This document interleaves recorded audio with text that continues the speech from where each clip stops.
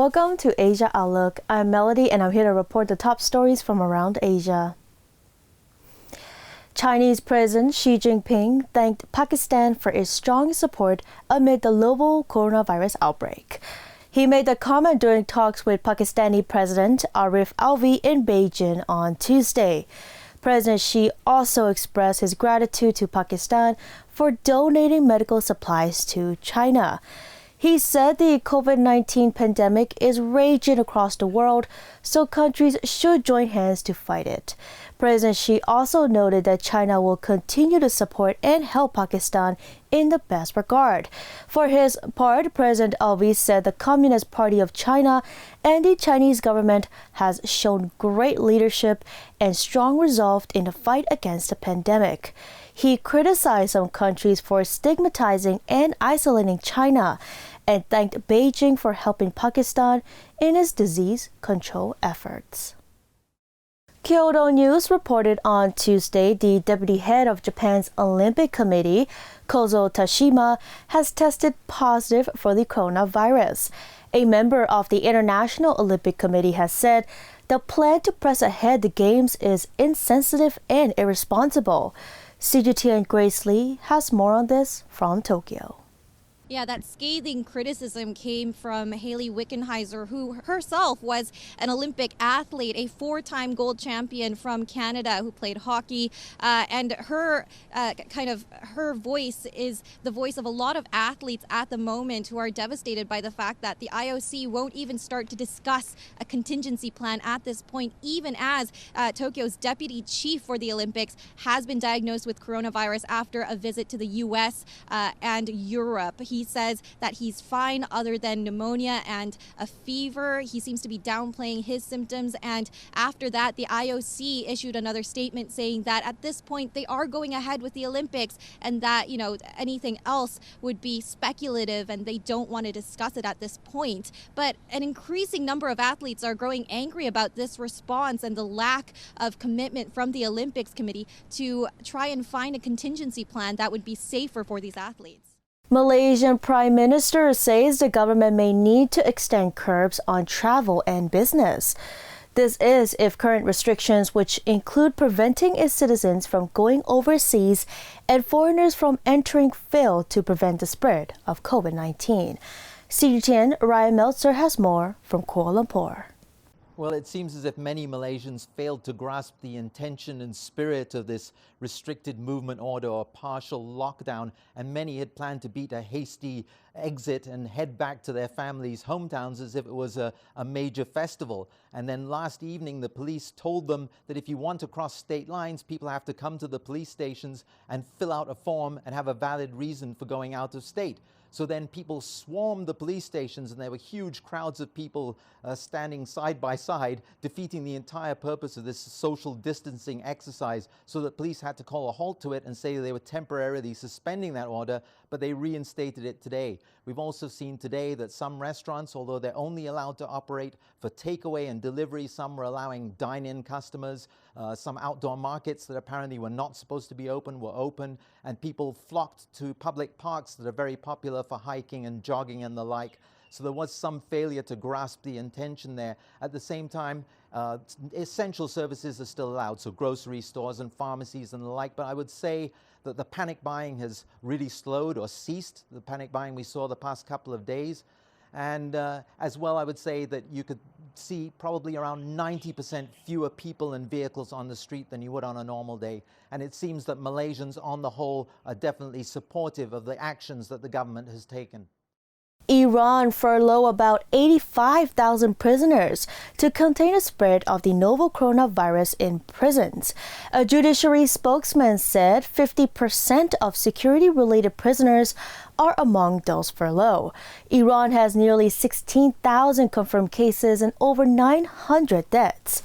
The country has taken strict measures to contain the epidemic, and among them closing holy sites and shrines for the first time in more than 40 years. This move has angered hardliner Shia faithful, with some storming to major shrines in the cities of Mashhad and Qom. As early spring approaches, flowers are blooming in many places across China, providing picturesque views coupled with sweet fragrances filling the air. Let's take a look.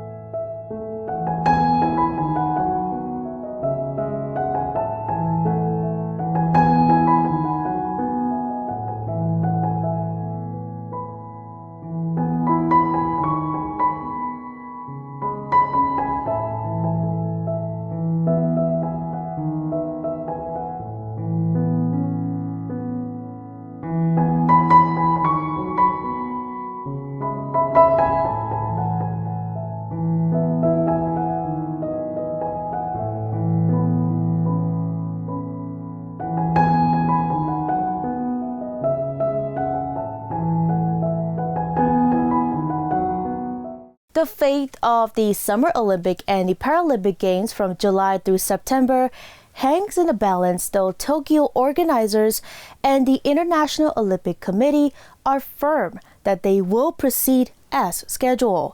But it's going to take more than just Japan to control the disease within its border that determines what happens next. CGTN Laura Parfin has more. This week, a rallying cry from Japanese Prime Minister Shinzo Abe and top officials. The Summer Olympic Games will proceed. Regarding the Olympics, I have gained support from the G7 that the Tokyo Olympic and Paralympic Games will be realized and fully held as proof of mankind's victory over the new coronavirus. Yes, fully held means we will plan and coordinate with the organizing committee and the International Olympic Committee and with the World Health Organization on the coronavirus so that the Games will be held as planned. But with each passing day, that coronavirus cases rise exponentially in over 150 countries, including Japan. Doubt grows over holding the Games as proof of that victory. I don't think we should hold it. We don't want visitors and athletes to get infected. Or if visitors came infected, they could cause another outbreak in the country. In a poll conducted by Kyodo News from March 14th to 16th, close to 70% of those surveyed said they did not expect the Olympics to be held as planned. The financial fallout will be huge. Tokyo organizers have spent $13 billion to stage the Games and have generated $300 million in sponsorships and ticket sales.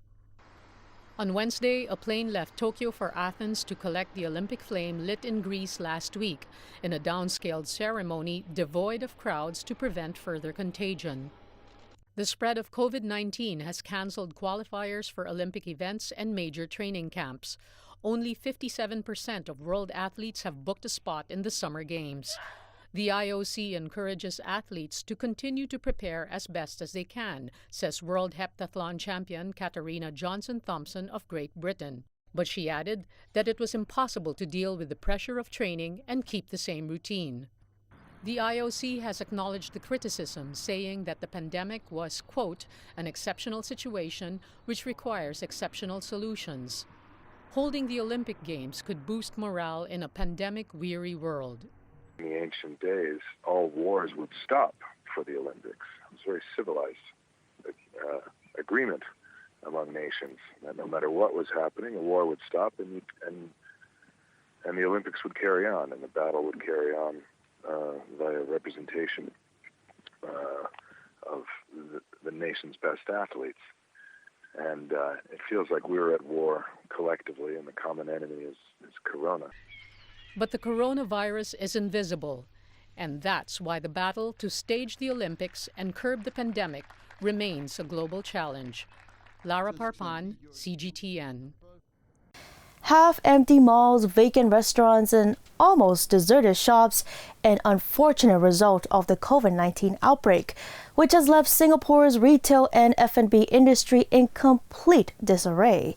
And yet, with more and more people staying indoors or undergoing voluntary or mandated quarantine, there is no choice but to rely on extensively on-home delivery to meet their daily requirements, providing a huge impetus to the delivery services industry.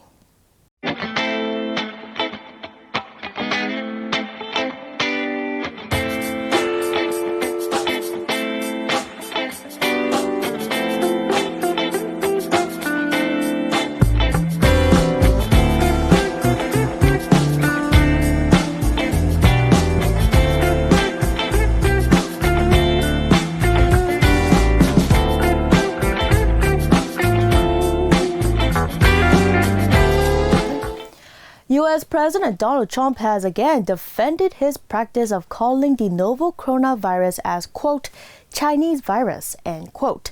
Democratic presidential candidate Joe Biden has criticized the label as xenophobic, and the WHO has also condemned the move. Many say President Trump's remarks are stoking anti-Chinese sentiment in the country. First, he blamed the Democrats. And this is their new hoax.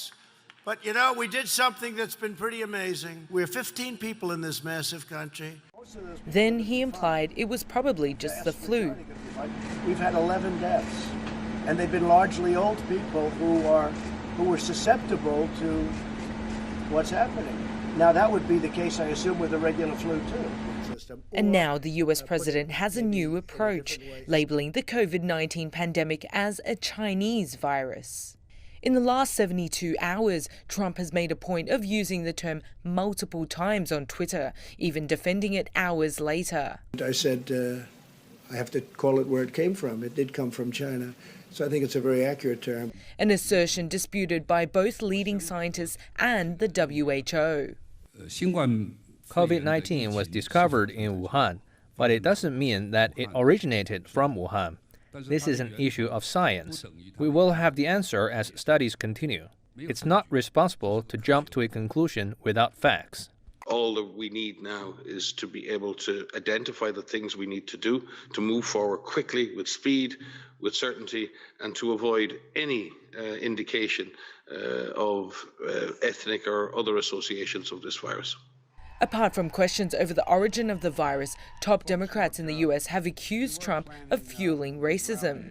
Democratic presidential candidate Joe Biden called it xenophobic, while Hillary Clinton said the president is trying to divert attention from his failures.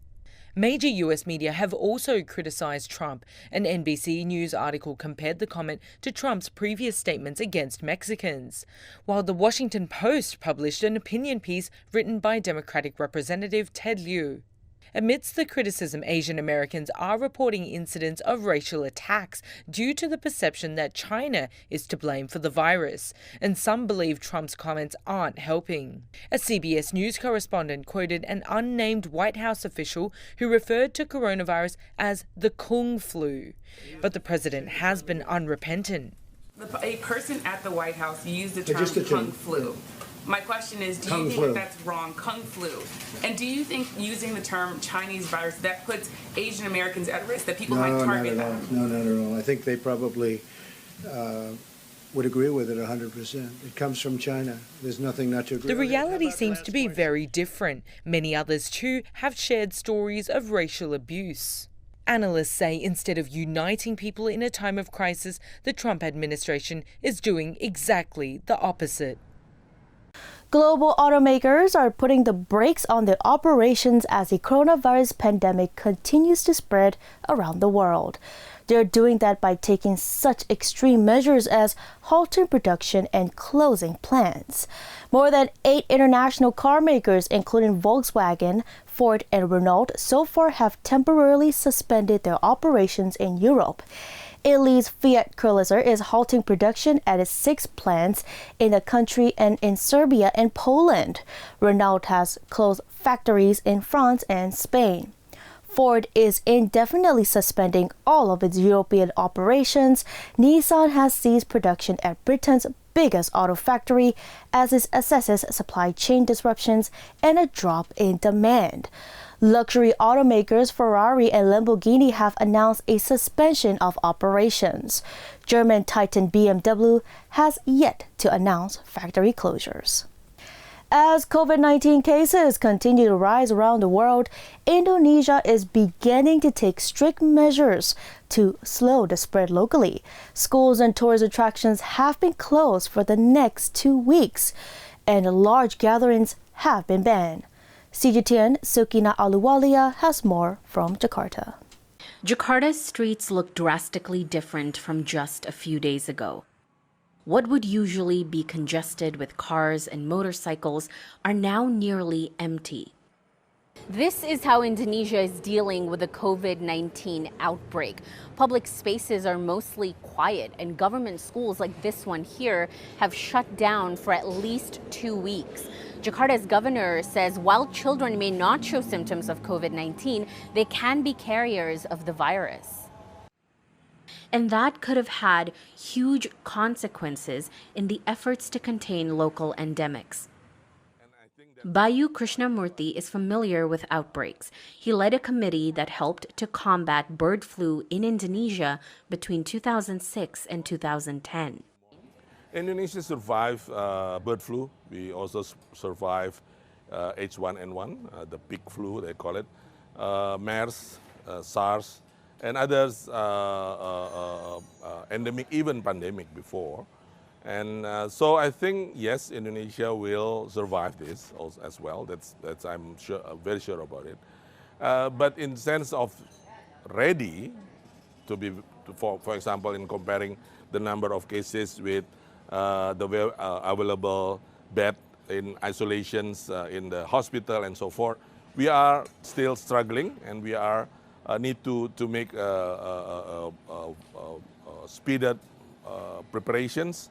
And the government already understand that. The government is now encouraging social distancing among citizens to be the most realistic approach. Imposing a nationwide lockdown would pose huge challenges to Indonesia, a country of 270 million people. It's not going to be easy. It's going to be very, very difficult. Not only about the 270 million, but also because of the islands of Indonesia is spread across the oceans, and that, in one hand, that's give a natural isolation, but on the other hand, it's also difficult to monitor the movement of people, goods, and everything around the area. That's why Zubairi Jurban's new task force is essential in Indonesia's fight against COVID-19. We created this task force to bring together experts and doctors from across the country. There are lung experts, internists, microbiologists, and pathologists. Our aim is to educate the people and doctors that they could be exposed to this virus and to give regular advice to the government on how to deal with this outbreak. The Jakarta administration aims to review their current policy at the end of the second week of suspension, depending on how the COVID-19 situation unfolds locally. Sulkina Aluwalia, CGTN, Jakarta. Bookstores in China are resorting to online platforms as a solution with the impact of the COVID-19 pandemic, and their explorations in a diversification have opened a new door in a pursuit of long-run development. More on this topic, CGTN Yang Jinghao has more from Sichuan. An online tour of the New City Bookstore. The cultural space located in the southwestern Chinese city of Chongqing is one of many businesses that has become live stream savvy due to the coronavirus outbreak. With a smartphone, viewers can get the latest book information or even learn how to make coffee. We had planned to try something different. The epidemic just quickened our pace of doing it. Our bookstore always values interaction with customers. We just hope we can connect with them in other ways during these different times. The bookstore also builds online communities on the widely used social networking app WeChat, where staff members initiate discussions on various topics and recommend books. Its 2 stores have resumed operations, with only a few visitors every day. but interactions in their WeChat groups are busy and lively. Apart from strengthening bonds with the readers through various online activities, many bookstores are also trying to explore new sales channels. China has approximately some 70,000 bookstores.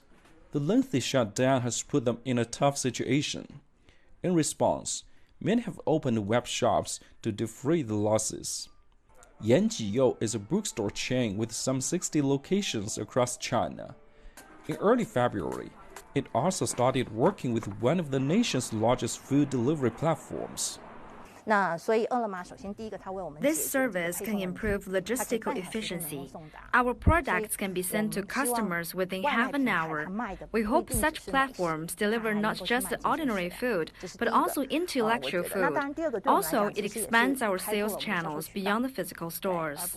To promote sales, Yanjiyou has launched an online campaign to regularly select books for customers, which are usually paired with some other products. Many bookstore lovers say they are happy with all of this. Bookstores have made a lot of changes in recent years. Though some might not work for book lovers, they let us experience many different things, so I still welcome their innovative approaches. Sharing short videos on popular platforms like TikTok is also an option for many.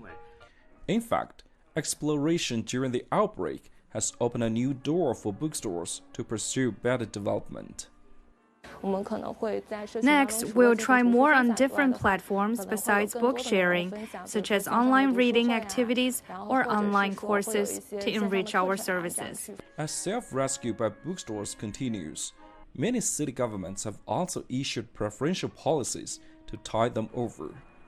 Many bookstore owners say their biggest hope is that people will keep reading through their efforts.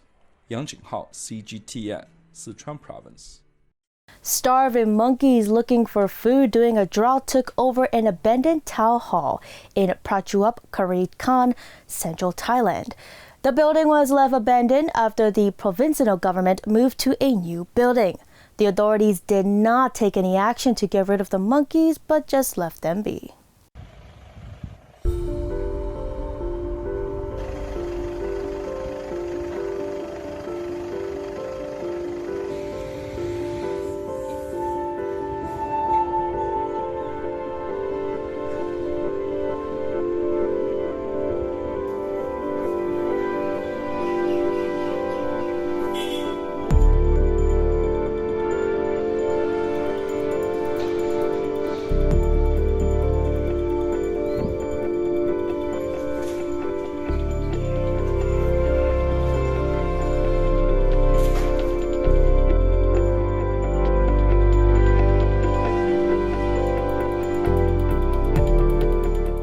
A Korean art troupe performed a dark thriller titled Bravo, Mr. solely for online viewers. The performance was arranged in a way that allowed viewers to feel as if they were sitting in an actual theater.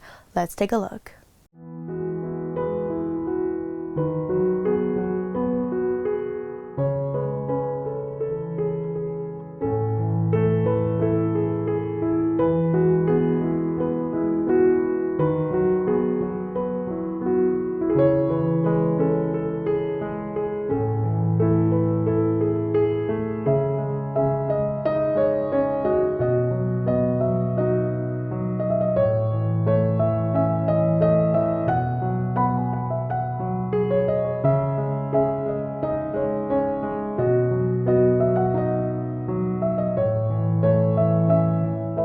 E-Recycle allows residents to drop their waste into a recycling facility while getting rewarded with cash or shopping vouchers, depending on the weight of the waste. For now, the company only accepts plastic bottles, glass bottles, bottle caps, and other single-use plastic items.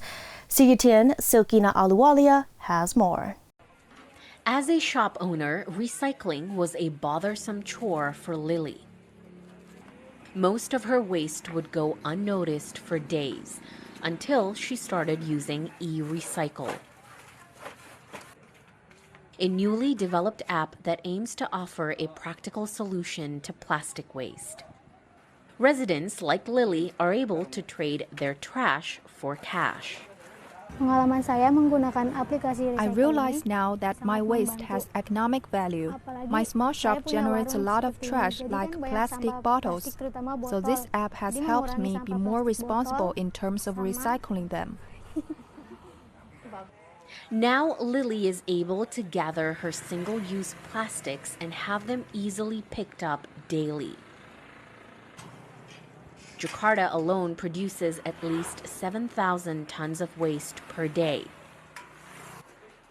Indonesia produces more than 60 million tons of plastic waste each year, 3 million of which ends up in the ocean.